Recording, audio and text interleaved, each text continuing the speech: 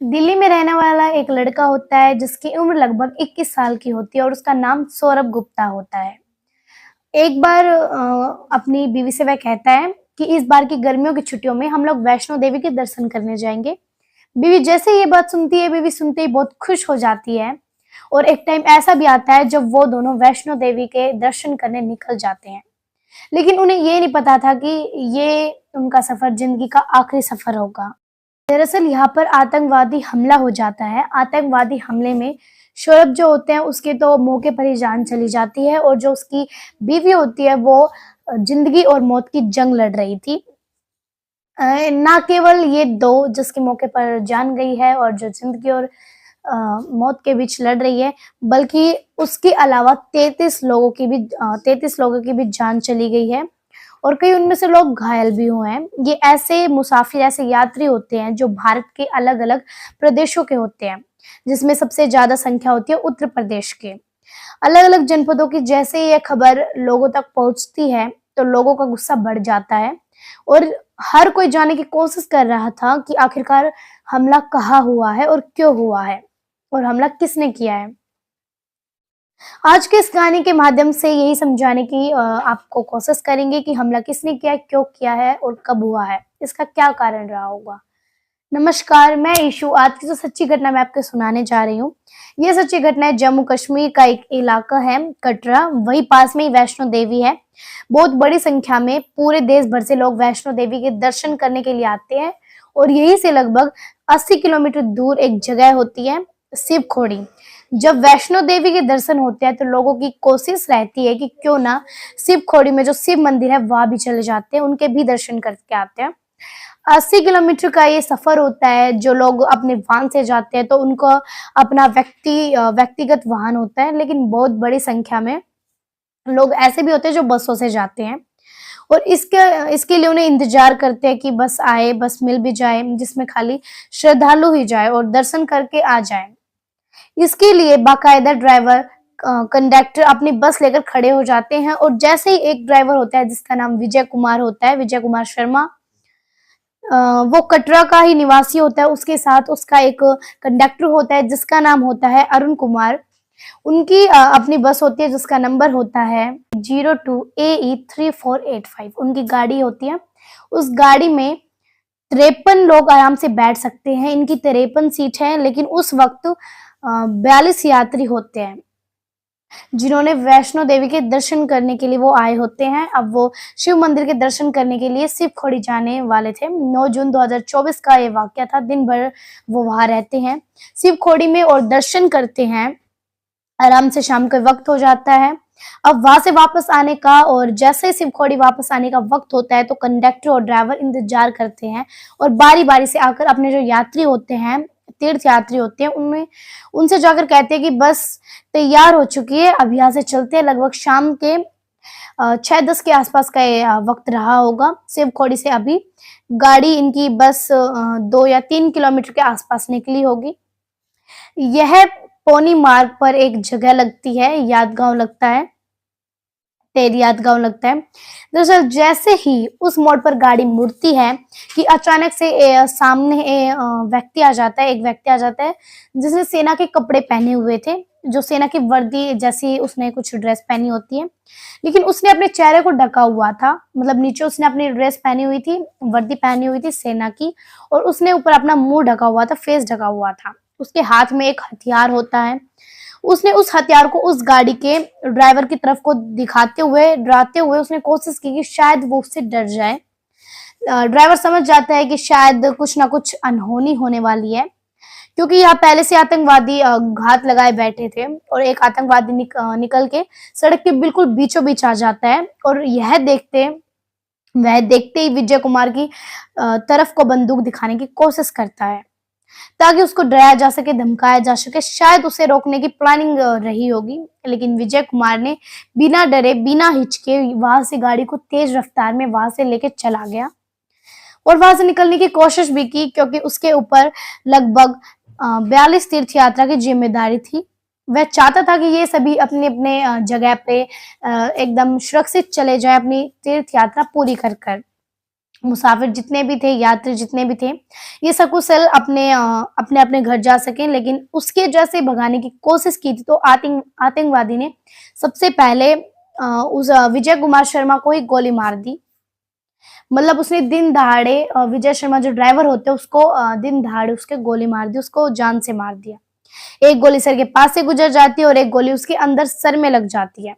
उसने कोशिश की कि यहाँ से बस निकल जाए, क्योंकि यह हो सकता है कि यहाँ और भी ज्यादा आतंकवादी हो और ज्यादा आतंकवादी हो सकते हैं तो फिर ज्यादा यात्रियों को नुकसान भी पहुंचा सकते हैं। विजय कुमार ने सूझबूझ से काम लेने की कोशिश की, लेकिन वो करता तो क्या करता, क्योंकि गोली उसको लग चुकी थी और गाड़ी का जो बैलेंस था वो एकदम बिगड़ चुका था, अनियंत्रित हो चुका था। और अनियंत्रित होने के बाद कुछ ही देर में गाड़ी चलती है मुश्किल से 100 मीटर 200 मीटर या थोड़ी सी आगे जाती है या फिर थोड़ी और आगे चले जाती है। विजय कुमार उस गाड़ी को लेकर खाई में गिर जाता है, यानी कि लगभग 200 मीटर गहराई में खाई थी। खाई की तरफ गाड़ी जा पड़ी है, लुढ़क जाती है और सीधा उस खाई में चली जाती है, जो कि 200 मीटर की गहराई खाई थी। एक दो बार नहीं, कई कम से कम 7 या 8 बार पलटी लग जाती है। अब इन मुसाफिर को ये समझ में नहीं आ रहा था कि आखिरकार क्या मामला है, गाड़ी का डिसबैलेंस क्या हो चुका है, क्या परेशानी हो गई है। सामने से किसी को तो वो व्यक्ति दिखाई देता है, क्योंकि चेहरे पर उसने काले रंग का कपड़ा लपेटा हुआ था, लेकिन नीचे उसने जो वर्दी पहनी हुई थी उसे देखकर साफ अंदाजा लगाया जा रहा था जैसे क्या ये सेना की वर्दी है। अब जैसे ही गाड़ी आगे बढ़ रही थी, तब आगे जो गाड़ी बढ़ती है, अभी तक तो कुछ जयकार लगाए नहीं जा रहे थे, अभी तक कुछ श्रद्धालु भजन कीर्तन जो है वो गा रहे थे, आपस में बातचीत कर रहे थे। और दिन भर जो बातचीत थी आपस में, वही बातचीत का सिलसिला चल रहा था, लेकिन वो जानते नहीं थे कि अगर आगे क्या होगा, क्या होने वाला है। जैसे ही गाड़ी में पलटी खाती है, पलटी जाती है, पलटते पलटते उसमें चीख पुकार मचने लग जाती है, चिल्लाने की आवाज आने लगती है। यह लगभग 200 मीटर जाकर खाई जब ये गाड़ी बस गिरती है, तो उसके बाद उन आतंकवादियों ने, बताया जाता है, कई लोग तो कहते हैं कि 2 या 3 आतंकवादी थे, कोई कहता है कि 5 या 6 आतंकवादी थे। ये कंफर्म नहीं हुआ था आतंकवादियों की संख्या कितनी भी, लेकिन हो ऊपर से लगभग 25 से 30 राउंड लगातार गोलियां चलती है। और जब गोली चलती है तो जाहिर सी बात है भगदड़ और परेशान हो जाते हैं लोग, भगदड़ मच जाती है, पूरा मातम माहौल छा जाता है और परेशानी बढ़ जाती है। समझ में नहीं पा रहे थे आखिरकार हो क्या रहा है और कि कौन कर रहा है, किसने गोली, कोई भाई इस विजय कुमार शर्मा को गोली क्यों चलाएगा, ये सोचने की कोशिश करते हैं लोग, अपने मन से कुछ बातें बनाते हैं। लेकिन अभी तक ऐसा कोई बात नहीं आया था, एकदम कंफर्म इसमें नहीं बताया जा रहा है। किसी और ने इशारा किया कि सब लोग अपनी जान बचाने की कोशिश करो, आतंकवादियों का हमला हो चुका है। अब ये मामला इतना बढ़ चुका था कि लोग समझ नहीं पा रहे थे। जैसे जैसे वक्त आगे बढ़ रहा था, क्योंकि 6-10 पर वाक्य शुरू होता है और धीरे धीरे करके लगभग 1 घंटा बीत जाता है और अब सूरज छिपने वाला था, सूरज छिप चुका था। उसके बाद फिर आगे की कहानी और बढ़ती है। पास में एक गांव होता है, जिसका सरपंच होता है, जिसका नाम होता है भूषण। उनको यह पता चल जाता है कि गाड़ी खाई से नीचे गिर चुकी है, यानी कि एक एक्सीडेंट हुआ है। उनको यह नहीं पता था कि आतंकवादियों ने हमला बोल दिया है। यह लगभग 40 से 50 लोगों के साथ मौके पर पहुंच जाते हैं और मौके पर आने के बाद अब जो इस इलाके की एसएसपी होते हैं मोहित शर्मा, साथ ही गृह सचिव चंद्राकर भारती, ये तमाम बड़े अधिकारियों तक मैसेज पहुंचाए जाते हैं।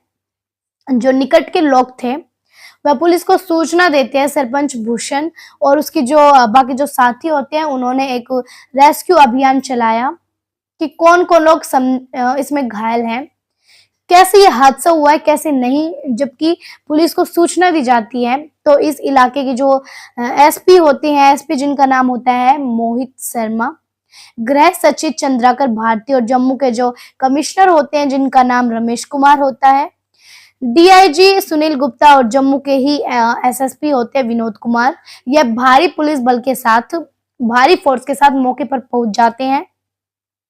और जाकर जब उन श्रद्धालुओं से, जब ये यात्रियों से बातचीत कर रहे थे, तो पता चलता है कि इस तरह से आतंकवादियों ने हमला कर दिया है। अब इन घायलों को निकाला जाता है। निकालने के बाद इन घायलों को उपचार के लिए भेजा जा रहा था। जिसमें किसी को रियासली जो जिला है, दरअसल ये जिला रियासली लगता है, रियासी लगता है, जहाँ पर यह घटनाक्रम हुआ था। रियासी जिले के हॉस्पिटल में भेजा जाता है। सीएचसी यानी कि सामुदायिक स्वास्थ्य केंद्र तेरियात में भी भेजा जाता है। साथ ही जीएमसी हॉस्पिटल में भी कुछ लोगों को एडमिट किया जाता है। जब ज्यादा ही हालत बिगड़ने लगती है तो एक हॉस्पिटल होता है, दूसरा नारायण हॉस्पिटल, उसमें भी लोगों को एडमिट करा दिया जाता है। कुल मिलाकर जब गिनती की जाती है तो मौके पर 9 लोगों की मौत हो चुकी थी, जिसमें एक 2 साल का बालक भी होता है। बाकी 33 लोग थे जो गंभीर रूप से घायल हो जाते हैं। ड्राइवर, कंडक्टर वो भी मर चुके थे। अगर मरने वालों की हम बात करें तो ड्राइवर जो कि कटरा का रहने वाला होता है, विजय कुमार शर्मा, उसका साथी होता है कंडक्टर अरुण कुमार, और साथ ही एक दिल्ली का रहने वाला होता है एक लड़का जिसका नाम सौरभ गुप्ता होता है, जिसकी उम्र लगभग 21 साल के आसपास होती है। उसकी भी मौत हो जाती है, लेकिन जो उसकी पत्नी थी वो बहुत ज्यादा सीरियस हालत में थी। वे जिंदगी और मौत के बीच की जंग लड़ रही थी, और आगे उसके साथ क्या होगा क्या नहीं होगा वो कुछ नहीं समझ पा रही थी, पता नहीं लगा पा रही थी। जैसे ही घर वालों कोई सूचना उसको मिलती है, बताई जाती है, तो परिवार वालों का रो रो कर बुरा हाल हो जाता है, क्योंकि उस लड़के की उम्र अभी 21 साल के आसपास ही थी और उसकी पत्नी की उम्र लगभग 19 साल के आसपास। उनकी अभी उम्र ही कहा थी, वो शायद बताया जाता है कि अभी हाल ही जल्दी में शादी हुई थी और उन्होंने फैसला लिया था वैष्णो देवी के दर्शन करने के लिए जाएंगे, लेकिन उन्हें यह मालूम नहीं था कि ये सफर उनका एक आखिरी सफर होगा। आखिरी उनका जो दर्शन है वो आखिरी ये दर्शन करेंगे। ये कुछ समझ नहीं पा रहे थे आगे भविष्य में उनके साथ कुछ ऐसा होने वाला है। राजस्थान का जिला जयपुर लगता है। जयपुर का ये इलाका होता है चौमू। यहाँ एक ही परिवार के 5 सदस्य होते हैं और 5 सदस्य यहाँ यात्रा करने के लिए जा रहे थे गर्मियों की छुट्टियों में, जून के महीने में। पता चलता है कि इसमें एक बचता है जिसका नाम होता है पवन कुमार सैनी। बाकी उसका भाई होता है राजेंद्र सैनी और उसकी भाभी ममता देवी, उनकी मौत हो चुकी थी। साथ ही इस पवन की पत्नी होती है पूजा सैनी, इसकी भी यहाँ पर इस मामले में मौत हो चुकी थी। उसका 2 साल का बच्चा होता है लवंश, उसकी भी मौत हो चुकी थी। और उसके बाद मरने वालों की जो संख्या थी, क्योंकि टोटल 9 बताए जा रहे थे, तो उत्तर प्रदेश का एक बलरामपुर जगह होती है, बलरामपुर की एक तहसील है, अंदर तहसील, सदर तहसील का ही एक गांव लगता है कंदमरी, वहां से रहने वाले रूबी, जिसका उम्र लगभग 15 साल के आसपास का होता है, और इसी जिले के अतरौली गांव का अतरौली तहसील का रहने वाला अनुराग वर्मा, इसकी भी इस घटनाक्रम में मौत हो जाती है। कुल माँ के मरने वालों की संख्या 9 हो जाती है। इन सब की मिलाकर 9 संख्या तो हो ही जाती है मरने वालों की, और घायलों की जो संख्या होती है वो 33 हो जाती है।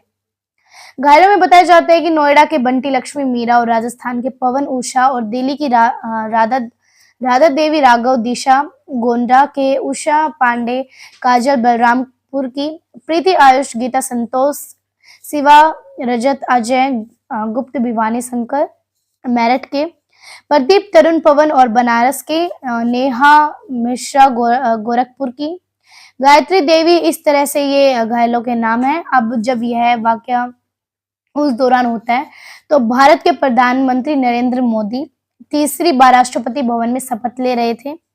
अपने तीसरे कार्यालय की शुरुआत करने के लिए उस वक्त जो मंत्री शपथ ले रहे थे, आगे का कार्यक्रम के लिए एक तरफ देश में नई सरकार का जश्न का माहौल चल रहा था, तो दूसरी तरफ जम्मू में रियासी इलाका होता है, जिला है, वहां पर इस तरह से आतंकवादी ने हमला बोल दिया था और इसमें भी लोग मारे जाते, 33 लोग तो घायल थे। और जब पुलिस जांच पड़ताल करती है, जांच पड़ताल करने के बाद यह पता चलता है कि विजय कुमार शर्मा जो कि ड्राइवर होता है, उसने न केवल यात्रियों को बचाने की कोशिश की बल्कि खुद की भी जान बचाने की बहुत कोशिश की थी, तमाम कोशिशें की थी।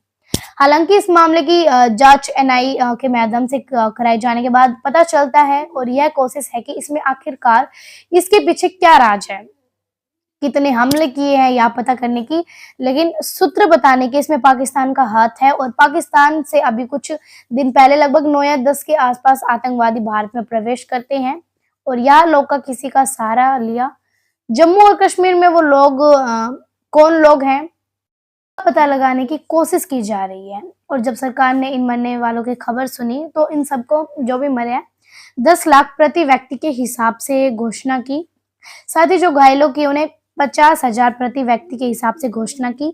अब आगे क्या होगा क्या नहीं होगा, लेकिन इस हमले के पीछे ये बताया जा रहा है, ऐसी उम्मीद लगाई जा रही है कि जम्मू और कश्मीर में जिस तरह से श्रद्धालु आते हैं, पूरे इंडिया लेवल के दूर दराज के अमरनाथ यात्रा अभी क्योंकि जल्दी में शुरू होने वाली है, शायद ये उन यात्रियों में, उन जो श्रद्धालुओं में एक दहशत पैदा करने के लिए, ताकि वो इस यात्रा में शामिल ना हो सके, शायद उनका यही मकसद है। लेकिन सरकार ने भी ऐलान कर दिया है कि जो भी इस घटनाक्रम के पीछे होगा, उस आतंकवाद इस पूरे प्रकरण के पीछे होगा, उसे किसी भी कीमत पर बख्शा नहीं जाएगा, उसकी भी हत्या कर दी जाएगी, उसको भी मार दिया जाएगा। हालांकि विपक्ष ने ये बात कही है कि जैसे पहले सर्जिकल स्ट्राइक किया जा रहा था, फिर से एक बार सर्जिकल स्ट्राइक करने की जरूरत है और दबाव डालने की जरूरत है। सरकार बनी, सरकार पर थोड़ा प्रेशर भी है, दबाव भी है। स्ट्राइक करके यह बदल लिया जा सकता है। लोगों ने, श्रद्धालु बेचारे बेमतलब में मारे गए हैं। तो इस पूरे घटनाक्रम में अभी तक ये मतलब पाकिस्तान के लोग, ये तो पता चल गया है और पुलिस अभी ये शपथ भी लेती है और विपक्ष में भी ये सब बोला जाता है कि जितने भी ये लोग हैं इसके पीछे, 2, 4 हो, 6 हो, 7 हो, 5 हो, जितने भी लोग हैं उनमें से किसी को भी नहीं बख्शा जाएगा और जल्द से जल्द इनको पकड़ा जाएगा। तो ये कहानी सुनाने का मकसद हमारा किसी को नुकसान पहुंचाना नहीं था, किसी को ठेस पहुंचाना नहीं था, बल्कि आप लोगों को जागरूक करना था, सचेत करना था। जय हिंद, जय भारत।